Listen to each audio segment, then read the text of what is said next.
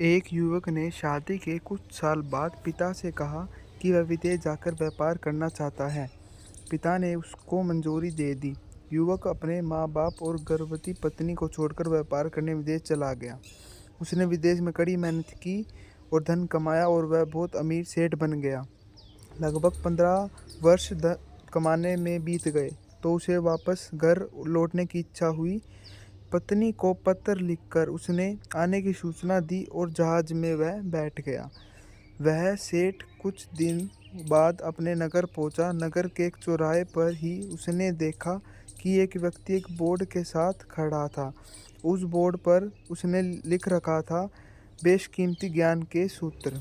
सेठ ने उस व्यक्ति के पास जाकर पता किया तो उसने बताया कि मैं बेशकीमती ज्ञान के सूत्र बेच रहा हूँ। तो सेठ बोला, ठीक है, एक सूत्र मुझे भी आप दे दो।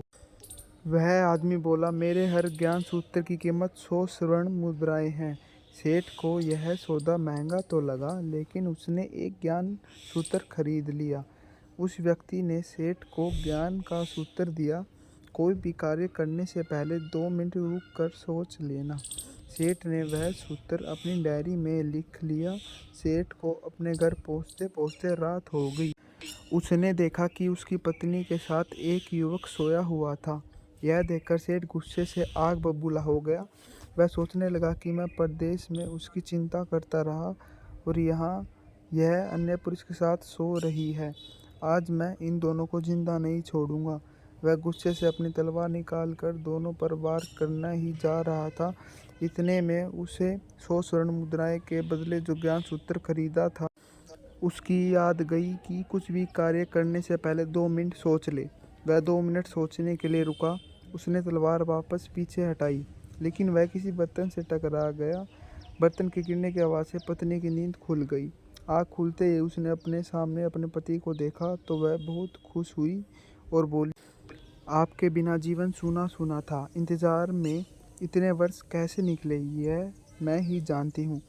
पत्नी ने इतना बोलकर पास सोए हुए युवक को उठाते हुए बोली, बेटा उठ जा, तेरे पिताजी आए हैं। युवक उठकर जैसे ही पिता को प्रणाम करने झुका तो माथे की पगड़ी सेठ के पैरों में गिर गई। उसके लंबे लंबे बाल बिखर गए। सेठ की पत्नी ने कहा, यह आपकी बेटी है, इसके सम्मान का कोई आँच नहीं आए, इसलिए मैंने इसे बचपन से ही पुत्र के समान पालन पोषण और उसे संस्कार दिए हैं। यह सुनकर सेठ की आंखों से आंसू की धारा बह निकली। उसने पत्नी और बेटे को गले लगा लगा लिया और सोचने लगा, यदि आज मैंने उस ज्ञान सूत्र पर अमल नहीं किया होता तो आवास में आकर कितना अनर्थ हो जाता। मेरे हाथों से मेरा ही निर्दोष परिवार खत्म हो जाता। दोस्तों, इस कहानी से यह शिक्षा मिलती है कि जल्दबाजी में आकर कोई निर्णय ना लें, क्योंकि जब हम आवश्य में होते हैं तो हम अच्छे बुरे का ख्याल नहीं करते हैं। इसलिए गुस्सा होने की स्थिति में कोई भी निर्णय ना ले, कुछ देर रुके और दिमाग ठंडा होने दे और फिर सोचे कि क्या सही है और क्या गलत है।